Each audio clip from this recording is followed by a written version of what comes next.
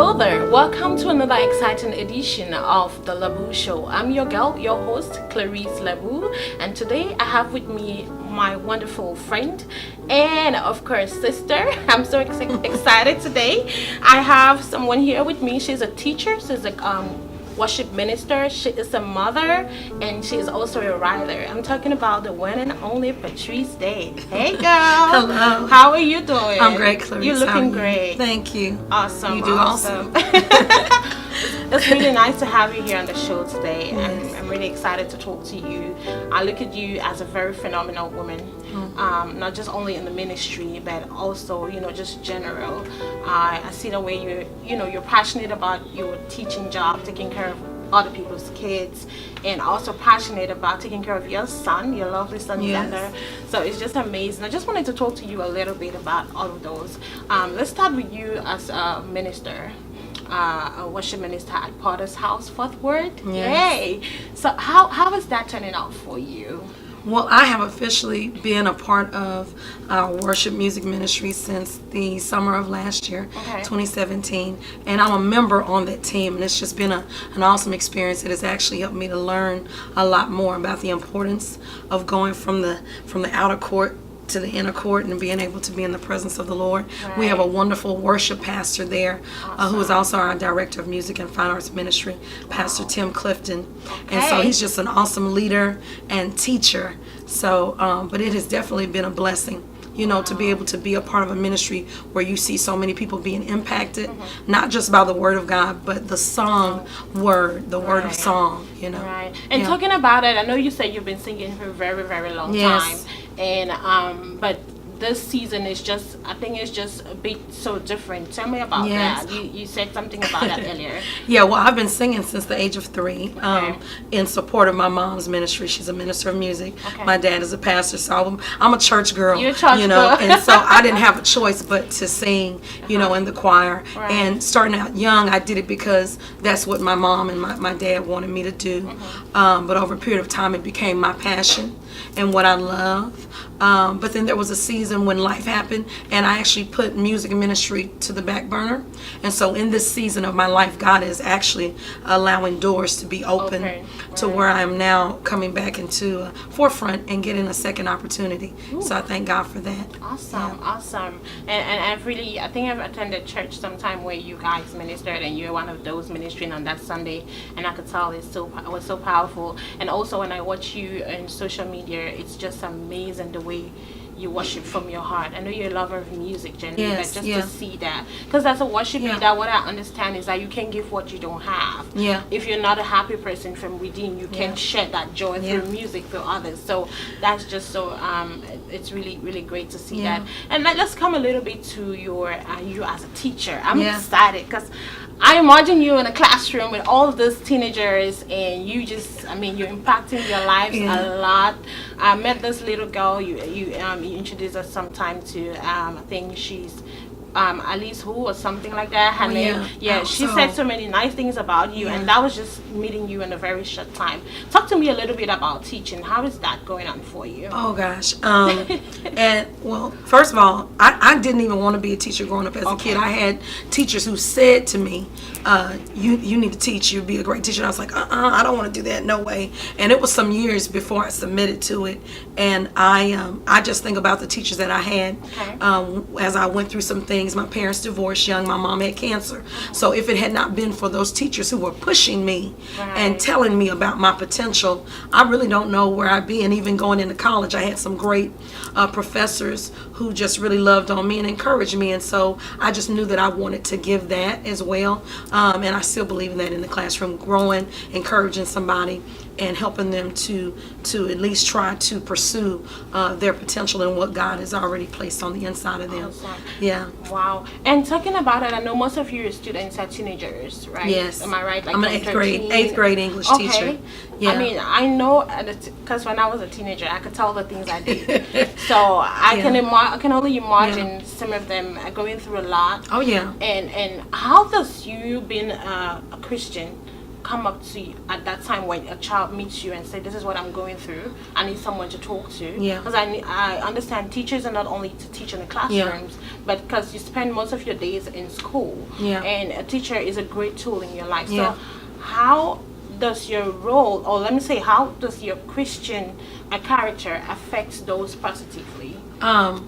Well, I think it impacts them in a major way. I can say a part of my testimony. Yes. I'm a young lady that I'm a survivor of sexual abuse. I was molested as a child. I also dealt with depression and suicidal thoughts from a very young age. So I will tell you that in me working in the classroom, I believe that God has placed me in the classroom to be able to use my testimony and being able to be an overcomer. That's also what I use when it comes to teaching my students who do come to me with different issues. I've had students who come and they might be dealing with their sexual identity. I've had some students who may have come to me and they are dealing with depression. I've had students who were cutters, all different types of things, not only having to deal with the economic issues that they may be dealing with their family. I teach a demographic of students who are what we would call disadvantaged, low-income students, and I can identify with that. My mom was a divorcee, single parent, and a cancer survivor. So we dealt with different things in our home as well. But I just teach those kids and try to tell those students, like I tell my own son, that you can do all things through Christ who strengthens you. I don't try to push Jesus on them, but I do want them to see the light of Christ in me. So I have high expectations. I've been told before by other teachers and campus administrators sometimes that my expectations are too high, but I believe that if you set the bar low, then they'll aim for low. That's true. But I believe if you try to set it high, and I'm always transparent with my students as well, to let them know that I'm not perfect, I'm human, but I believe in their potential. Yeah. Amazing. And you touched on something about having other teachers also looking up to you, because I believe that in every sector in which we are, we're there for one another to help each other, to encourage each other, and so that's one thing I really admire about you as well. Thank you. And talking back about this students, I know you did say they're from lower income families, and it can sometimes be hard for them to really embrace with the social media out there. All of this, some kids coming to school wearing all new shoes and things like that, and there's some other kids that are just wearing maybe shoes from years, and things like that, and it really affects them. How do you embody all of that and be able to speak live in a child with all of this, all of these difficulties going on, especially social media, because I know the teenage age, they're going crazy with that. Yeah, I mean, especially in social media, that's the paradigm that they have, the example. So that's what they that's what they look to. Right. We've had discussions about that in class before, about how a lot of times what you see in social media is not real. Right. It's an illusion. It's what people, can create. Again, I just try to use transparency and talk to the students from a very, real place. I let them know that there's nothing wrong with having role models and examples, but they beyond just looking to something for like a physical example. I think it's very important to reach deeper and also to take into account people's character and integrity. And so my point being is that I tell students, when you're looking for a role model, it can't just be about how they look on the outside. Also think about the character and the heart of the person, and what do they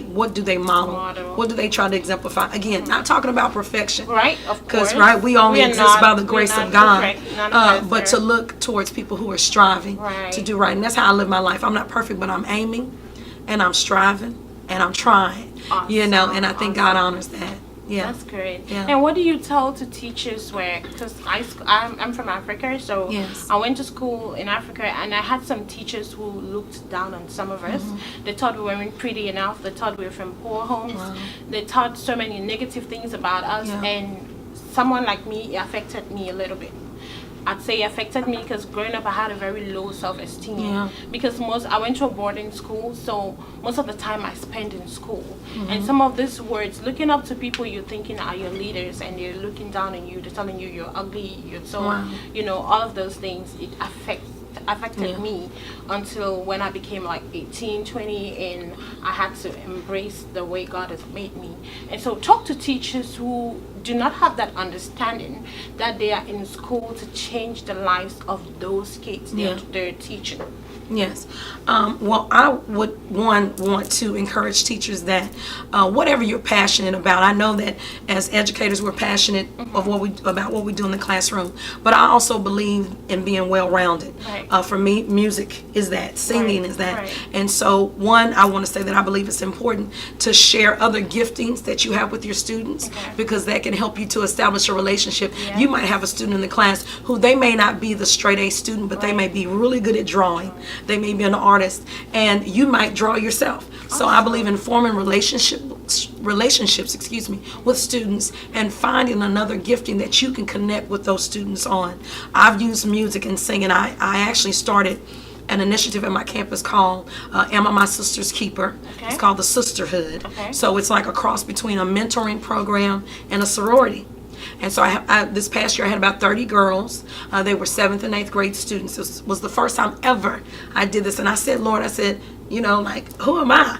I've made some mistakes in life and I've had some ups and downs, and who am I? But he said, if not you, then who will? If not you, then who will? And so I stepped out on faith and I started it. And I had so many women who were willing to come and talk to those girls and who just wanted to pour into them. So I want to say that second, start a mentoring program on your campus, and you can use the gifting that you have to help to establish those relationships. But I just feel that teachers need to know that you have a purpose and you have a platform.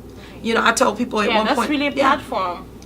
It's everybody's not going to stand up in a pulpit and be on a stage with a microphone in their hand, but your classroom, can be that avenue, that platform that you have to be able to minister to those students and just to love them, where they are, and to push them and encourage them. So that's what I have to say to that. That's really great, because I don't know if most of these teachers or teachers who look down on students understand their role. They're not just you're not just there in school to teach me math or chemistry or whatever the case may be. You're also there to impact life in me, because they're looking up to you as a leader, as a teacher. And growing up, some of us were going through issues at home, because the African culture, it's so respectful. You respect your parents. So there's some things you can't even share with your parents, but your teacher can be there for you.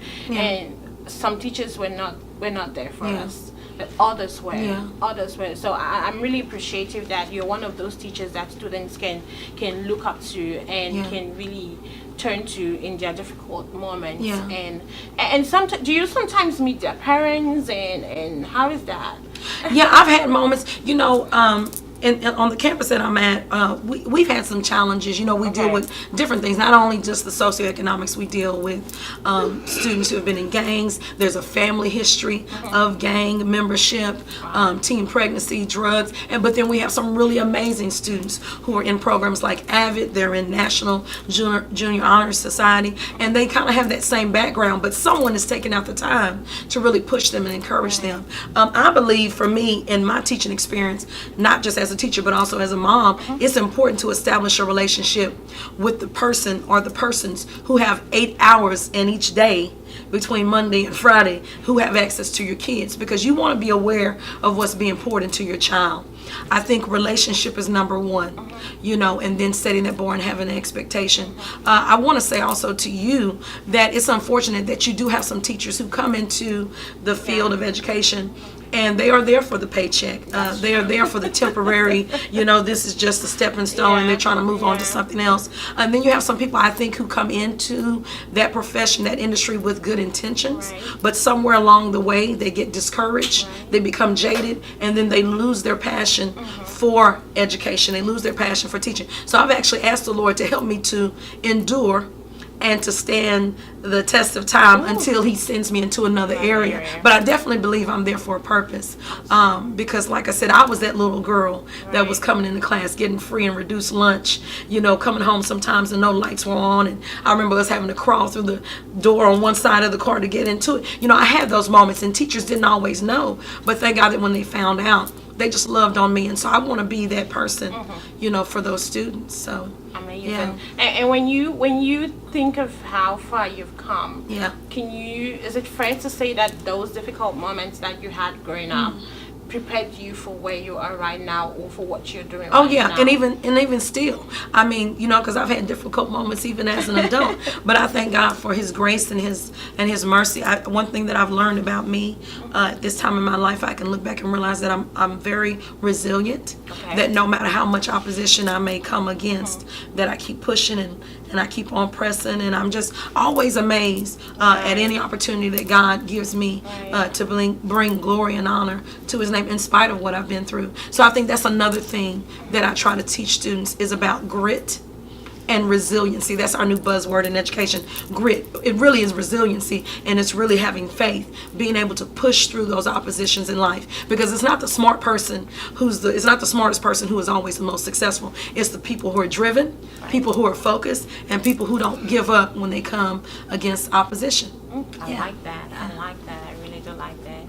And I just also wanted to talk a little bit about what is going on right now. There's a lot of gun violence in schools. Yes. Oh, And I am from a culture where we didn't really have that. We have other things that are detrimental to education. Yeah. But being that I'm here right now, it's just so hard to see what some of the students have to go through. Oh, yeah. And that you have a friend that you sit in class with, and one day they come with a gun and just, shoot, students in school and all of that. So talking to you as a teacher, what are some of the measures that you think that maybe some schools or your school is doing to help curb some of the things like that? Yes. Well, I know I want to say overall, I know recently my son and I actually participated just in a youth rally about gun reform. Okay. There was a march. They had singing and some words of encouragement, but we had a lot of political officials and education officials that came in support of that rally.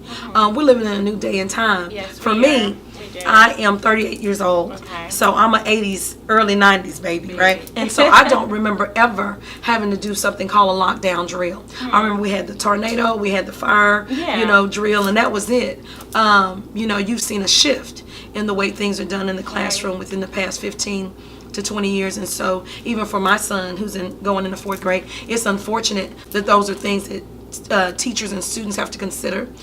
Even for me, I'm like, wow, coming into education, I didn't ever know that there would be a conversation about teachers carrying guns. So I even tell my students when we do those lockdown drills, we're not here to play, because one, it's like the thought of the expectation for me as a teacher is that if someone comes into this building with a gun, it's my job to protect you. Right. We have what we call in education, it's a Greek terminology, parental locus. And what it means is that I'm not your parent, but as a teacher, when you're in my presence, it is my job to act in the role of a parent. So what would a parent do? What would a mother do? Basically shield their child from any harm. Right. And so that's really heavy, because for me, especially as a mother who's a single parent, the thought that, okay, if someone comes in, I have to try to protect these students with my life, but the possibility that my son could lose his mother. Because unfortunately we have had the Sandy Hooks and other incidents. I know we had some recent incidents that occurred. So we just need to be very mindful as believers that, one, we need to always cover our children. We need to cover our teachers. Yes. I'm feeling teary-eyed. But, I pray for my son in the mornings. Even if it's driving the car, dropping him off, we are praying. Because you never know when you have a disgruntled parent. You never know when you have a disgruntled student. You don't even know if the teachers or the faculty are dealing with different types of issues. So you have to be covered. Because, there's an old gospel song, one of my dad's favorite songs, of the safest place is in the will of God. The safest place. It's not the school. It's not your workplace. It's not even the mall. Violence can happen anywhere. Yes. So we just have to be covered. Wow. Well, let's talk a little bit about you being an author or a writer. Let's talk about it. That's fun. Yeah. Yes. Do you write books, music, or what? I've always written poetry. Okay. I mean, when I went to college, my major was English. Okay. I minored in speech communications and Spanish, actually. So I've always loved to write. That also fueled me wanting to be a teacher, because really my focus was to be a creative writer. Okay. And also reading, encouraging students with being great readers. But I do some freelance writing. I actually just wrote an article on Bishop Marvin Sapp. He came and did a concert and preached the Marvin sermon. Sapp? Marvin Sapp, the gospel Sapp, singer. the gospel singer? Yeah, yeah. Oh so I my just God. did that article That's huge. a few days ago for a friend of mine who owns a black newspaper in the city of Fort Worth Black News, Jill Darden. So I just wrote that article. But I've always loved to write. I write songs, so I'm a songwriter as well. I write lyrics, and then I work with a musician to shape and arrange the music. So I'm working on that right now. Wow. Been waiting for that 20 years, so I'm excited about that. Are you writing a book, or do you have any plans to do that? Because I think your story is amazing.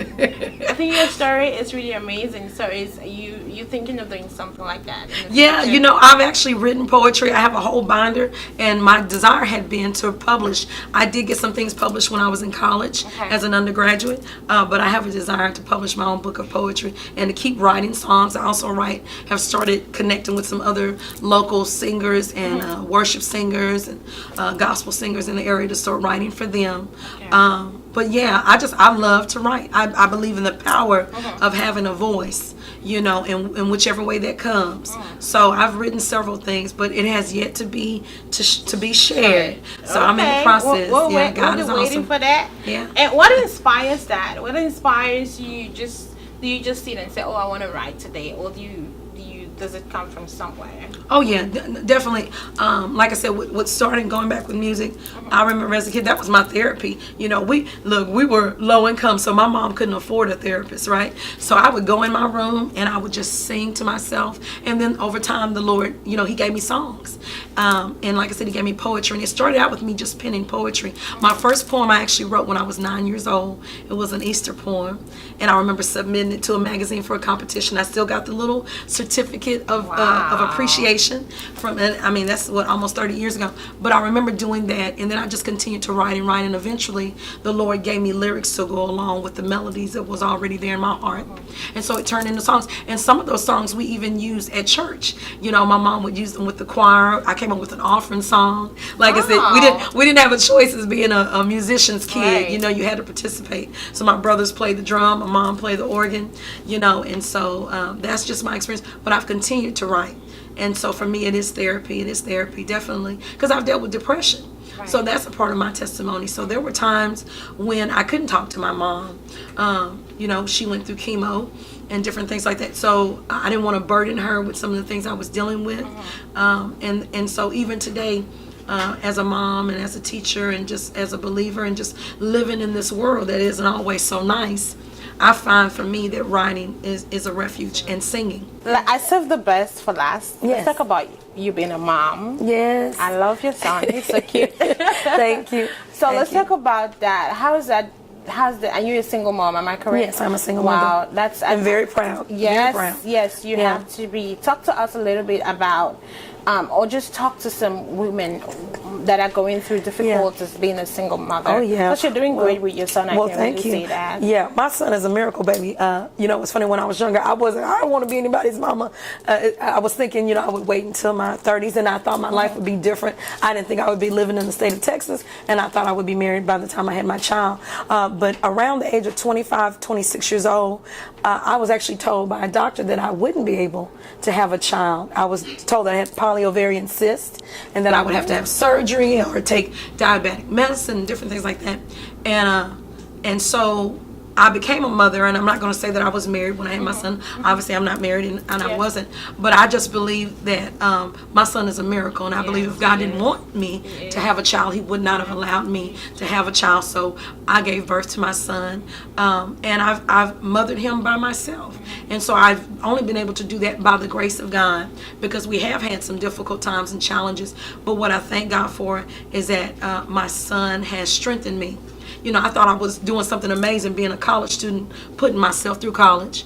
But becoming a mother, that has been something really amazing. And what God has blessed me to be able to do is to be able to cultivate my son and help him to also tap into gifts that the Lord has given him. So I'm now at a place where I can see him walking in ministry, you know, and dancing. Great. So I'm proud of that. Great. Last word to single mothers that are almost giving up. Yes.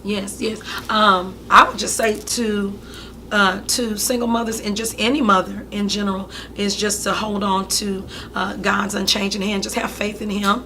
And when your situation seems like it's just so overwhelming, I encourage them just to dig into Psalm 77, who asks the question, who is so great a God as our God? And it talks about how the arm of God, how He reaches out, that He will never leave you, that He's a great comforter. So I just believe in encouraging women to know that you can do whatever you put your mind and your heart to, and don't give up as a single mother, because that's a great gift and a great calling.